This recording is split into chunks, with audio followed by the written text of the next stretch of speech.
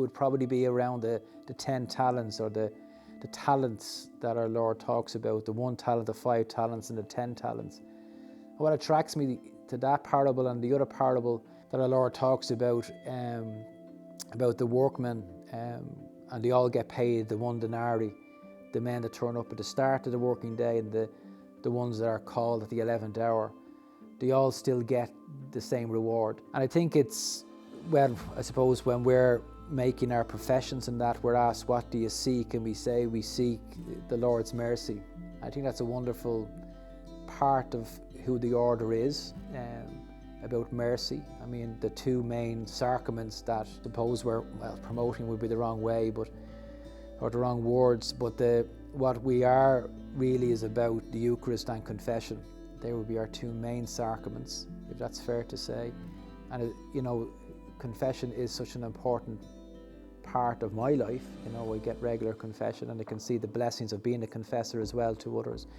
So I see that coming into those 2 parables, the great parables of mercy, the Lord's mercy, how the Lord is merciful to those who come in at the 11th hour and will receive the same reward. And indeed, also the way the Lord sees us individually and graces us individually. Like the likes of Mother Therese are no doubts the ones who got the 10 talents, in other words, the outpouring of grace, that they were able to do these wonderful acts of charity. But still, people who might receive a minimal amount of grace as such can still do wonderful acts of charity within their own lives and still receive the same reward as Mother Teresa, because all they're doing is what the Lord has asked them to do.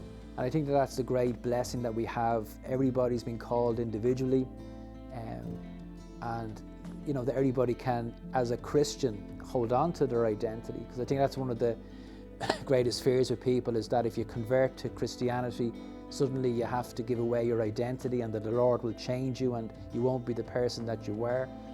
But I think that the Lord, who knows us before we were even thought of by our parents, that identity,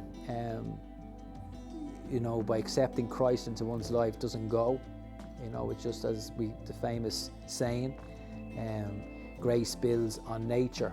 So I think that's why those parables are so powerful, is that that's all the Lord is doing. He's really grace building on our nature, building on who we are, and making us into who He truly wants us to be and who truly we ultimately want to be.